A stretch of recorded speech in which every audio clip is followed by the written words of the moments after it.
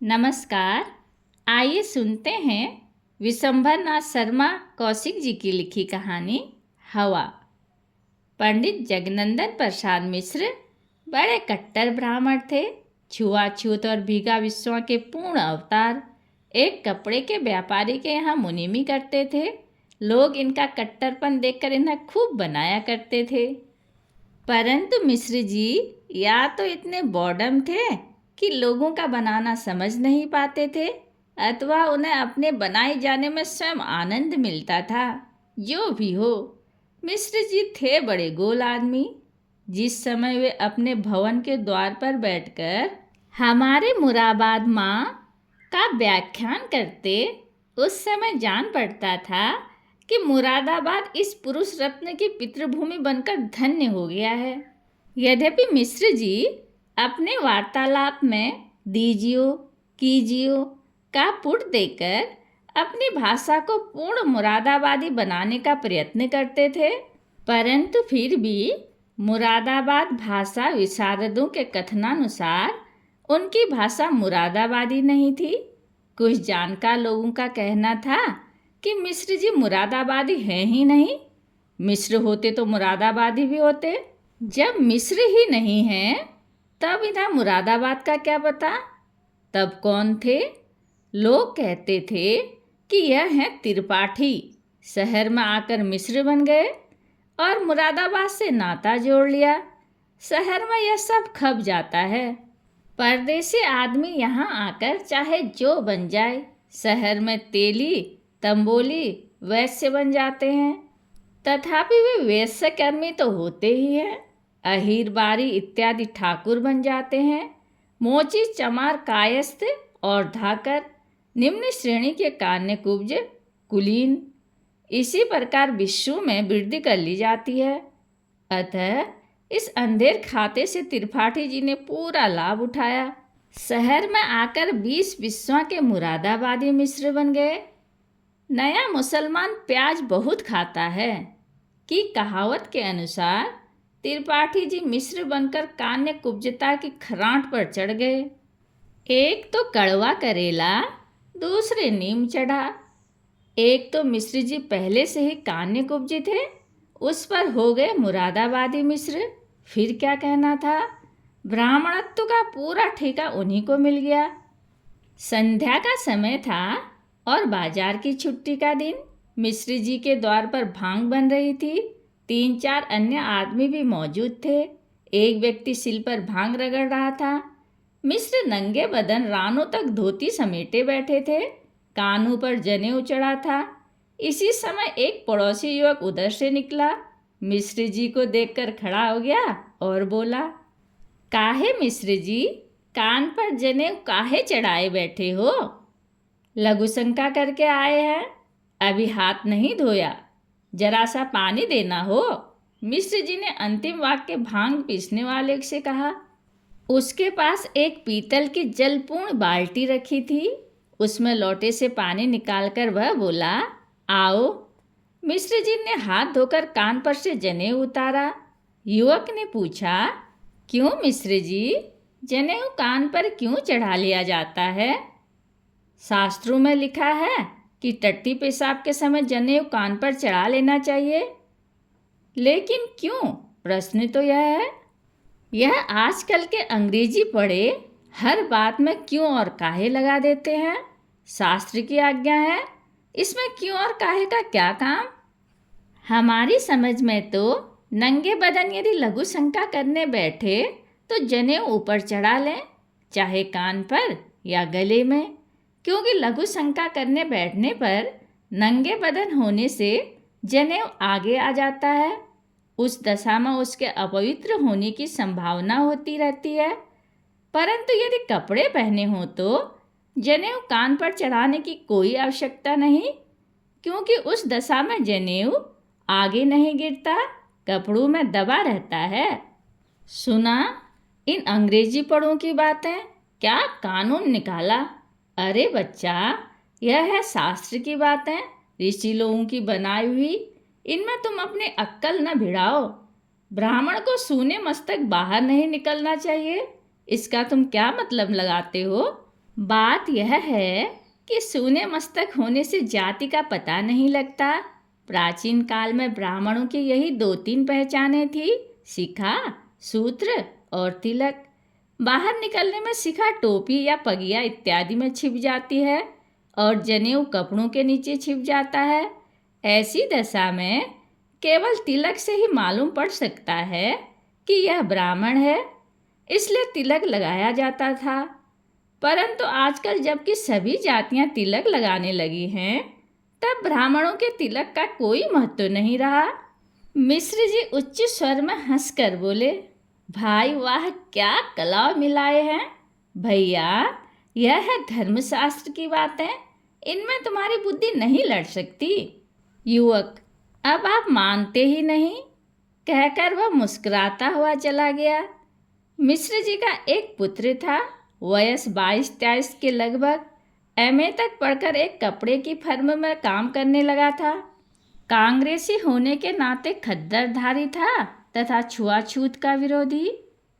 एक दिन एक व्यक्ति बोला, दादा तुम तो हो पूरे कन्नौजिया, लेकिन तुम्हारा बबुआ सबके साथ खाता पीता है। मिश्र जी भुरकुटी चढ़ाकर बोले, सबके साथ खाता पीता है, तुम्हें ठीक मालूम है? बिल्कुल, कांग्रेसी होकर वह बिना खाए रह ही नहीं सकता। लेकिन हमने तो उसे मना कर दिया था कि यह काम मत करना। आपकी मानता कौन है? न मानेंगे तो मैं निकाल बाहर भी करूँगा। मैं और किस्म का आदमी हूँ। खैर, निकालिएगा क्या? आजकल तो यह हवा ही चल रही है, सो हवा बाहर ही बाहर चलती है, मेरे घर में नहीं आ सकती। जब तक मैं जिंदा हूँ तब तक तो कोई हवा आती नहीं, बात को चाहे जो हो। रात में जब बबुआ घर आया तो मिश्र जी ने उससे पूछा, क्यों जी, सुना है तुम सबके साथ खाते पीते हो? कौन कहता था? कोई कहता हो, बात सच है या झूठ? हाँ, खाता तो हूँ। मिश्र जी मुँह फाड़कर बोले, हाँ, क्या पेड़ा बर्फी और बिना अन्न की मिठाई खाने में भी दोष है? इसमें तो दोष नहीं है। तो बस फिर मैं कुछ दाल भात तो खाता नहीं हूँ, मिठाई खा लेता हूँ। मिठाई खाने में तो कोई हर्ज नहीं है। हर्ज नहीं है समझकर मैं खा लेता हूँ, इसमें कोई हर्ज की बात नहीं। मिठाई तो हम भी खा लेते हैं। इस प्रकार बात समाप्त हुई। एक दिन बाद छुट्टी के दिन संध्या समय गंगा जी पहुँचे। जैसे ही यह घाट पर पहुँचे तो इन्होंने देखा कि बबुआ 2 अन्य युवकों के साथ एक तख्त पर बैठा खोंचे वाले से दही बड़े खा रहा है। यह देखकर मिश्र जी को गसाने लगा। एक तख्त पर ठसक कर बैठ गए और दोनों हाथों से मुंह ढांप लिया। उधर बबुआ ने जो पिता को देखा तो चटपट खोंचे वाले को पैसे देकर साथियों सहित खिसक गया। कुछ देर बाद जब मिश्र जी ने सिर उठाकर इधर देखा तो वहाँ कोई नहीं था। मिश्र जी ने आंखें मलकर पुनः देखा, परंतु वहाँ कोई होता तो दिखाई देता। रात में जब घर पर दोनों का संगम हुआ तो मिश्र जी ने कहा, काहे सरऊ, आज गंगा जी पर बैठकर दही बड़े खा रहे थे? बबुआ बोला, नहीं तो। साले, अभी जूता लेता हूँ, इतने जूते मारूंगा कि चाँद पिलपिली हो जाएगी, ऊपर से झूठ बोलता है। अरे चाचा, आज मैं गंगा जी गया ही नहीं। ओफो, हद है, मुझे झूठा बना रहा है, जबकि मैंने खुद अपनी आंखों से देखा। किसी और को देखा होगा, उसकी शक्ल मुझसे मिलती होगी। अबे ससुरे, कपड़े तो तेरे ही जैसे थे। सो तो आजकल सब कांग्रेसी खद्दर का कुर्ता टोपी पहनते हैं। और तुम्हारे साथ वो जो श्याम सुंदर, राम सिंह और देवकी थे, सो उनको बुलाकर पूछो, उनकी बाबत मैं कुछ नहीं जानता। अच्छी बात है, वह कह देंगे तब तो मानोगे। हाँ, मान लेंगे।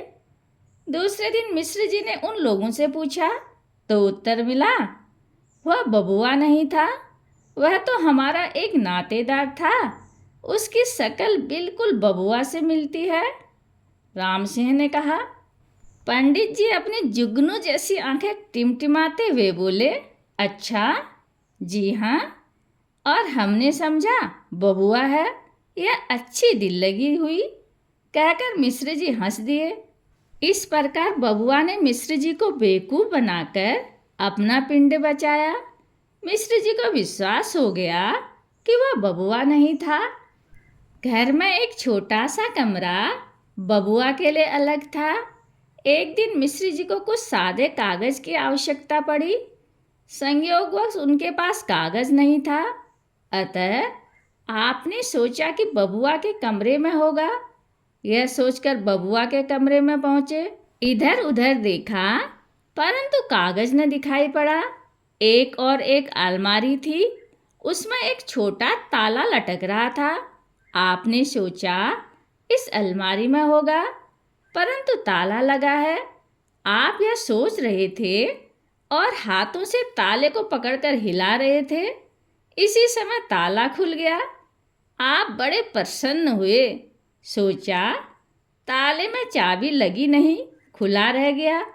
यह सोचते हुए अलमारी खोली, कागज की खोज में दृष्टि को दौड़ाया तो ऊपर के खाने में 3-4 श्वेत गोले से दिखाई पड़े।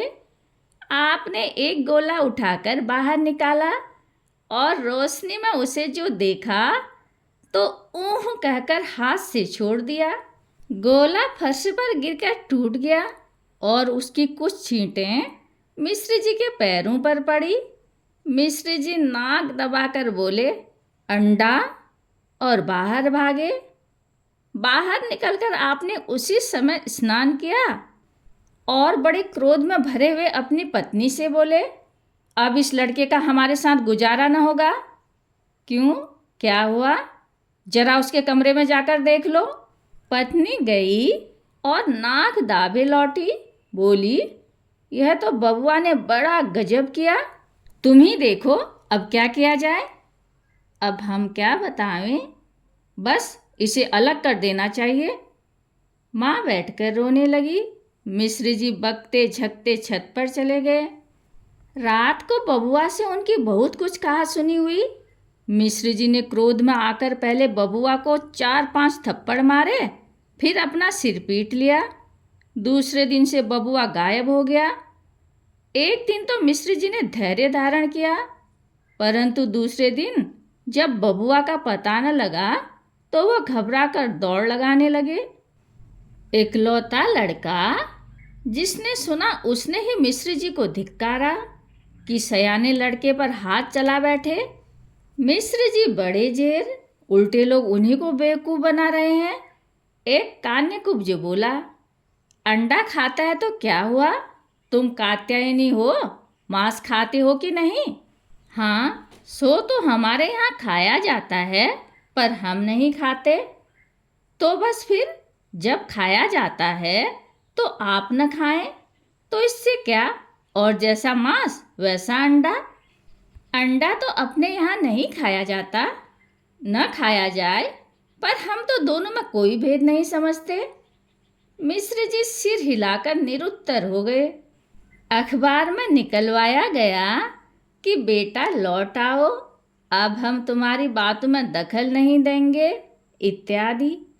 तीसरे दिन बबुआ लौट आया। अब बबुआ धड़ल्ले के साथ कान्य कुब्जिता के सब नियम तोड़ता रहता है। मिश्र जी से कोई कहता है तो उत्तर देते हैं।